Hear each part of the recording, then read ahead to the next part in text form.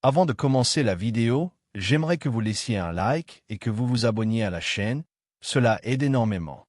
Merci beaucoup et passons à la vidéo.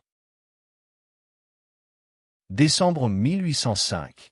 Napoléon Bonaparte, à la tête de la Grande Armée, s'apprête à livrer ce qui deviendra la plus éclatante victoire de sa carrière. Austerlitz, la bataille des trois empereurs. Mais cette fois, l'histoire va changer. Une anomalie inexplicable fend le ciel au-dessus des plaines glacées de Moravie. Un vrombissement assourdissant, une lumière blanche. Et soudain, une brigade mécanisée française de 2025 apparaît, matériel et hommes projetés dans le passé. Chars Leclerc, véhicules Griffon, hélicoptères Tigre et un escadron de Rafales survolant le champ de bataille napoléonien. Le futur vient d'atterrir en 1805. Imaginez la scène. Des milliers de soldats en uniforme bleu, à pied, alignés en formation serrée, regardant ces monstres d'acier et d'hélices qu'ils ne peuvent comprendre. Les chevaux se cabrent, les canons du VIe siècle se taisent. Face à eux, les troupes de Napoléon, mais aussi celles de l'empereur d'Autriche et du tsar Alexandre Ier. Trois armées, 150 000 hommes. Et au centre, une unité française du XXe siècle. Le commandement de cette force anachronique tente immédiatement de comprendre la situation.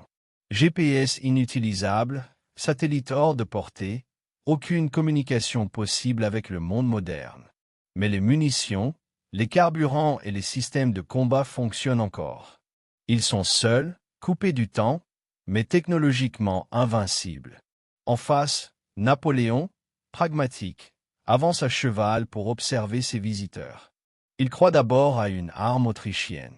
Puis, lorsqu'un rafale fend le ciel à Mach 1, brisant la barrière du son au-dessus du champ de bataille, il comprend.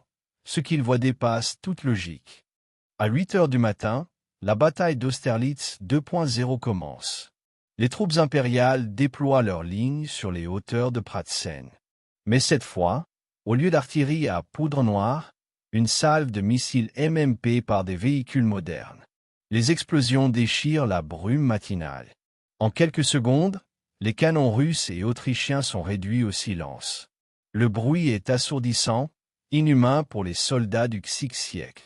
Les chevaux s'enfuient, les lignes s'effondrent. Les drones de reconnaissance hurlant repèrent les positions ennemies, transmettant les images à des écrans tactiques. Napoléon observe la scène, fasciné. Ce qu'il voit est la guerre, mais 1000 ans en avance. Les Leclerc avancent lentement sur la plaine, leurs chenilles labourant la boue gelée. Les boulets de canon ricochent sur leur blindage composite. Chaque tir du canon de 120 mm pulvérise une formation entière. La puissance est telle que même les collines résonnent. Pourtant, un problème surgit, le carburant. Les réserves de kérosène et de gazole s'amenuisent rapidement. Les officiers comprennent qu'ils ne pourront pas maintenir ce feu éternellement. L'avantage technologique est absolu, mais le temps, littéralement, joue contre eux. À midi, les restes des armées coalisées sont en déroute. Des milliers de soldats abandonnent leurs armes. Les aigles napoléoniens avancent derrière les véhicules modernes, sans comprendre comment ni pourquoi ils gagnent. Napoléon, lui, s'avance jusqu'à un char Leclerc immobilisé. Il pose la main sur le blindage encore chaud. Devant lui, un officier français du futur le salue. 2 siècles se regardent en silence.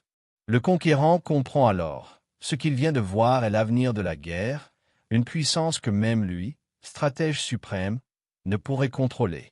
Mais il comprend aussi la fragilité du progrès, car sans logistique, sans énergie, même les dieux de la guerre tombent en panne. 3 jours plus tard, le carburant est épuisé. Les rafales sont clouées au sol, les chars immobiles. Napoléon, impressionné et calculateur, ordonne de cacher ce matériel, de le démonter, de l'étudier. Peut-être, pense-t-il, pourra-t-il en tirer avantage pour ses campagnes futures. Mais les technologies sont incompréhensibles, les circuits trop complexes, les matériaux inconnus. Le temps reprend ses droits. L'unité de 2025 s'éteint lentement, prisonnière du passé. Mais la légende, elle, vient de naître. Car dans les siècles suivants, Les chroniqueurs raconteront l'histoire d'une bataille gagnée par des armes venues d'un autre âge.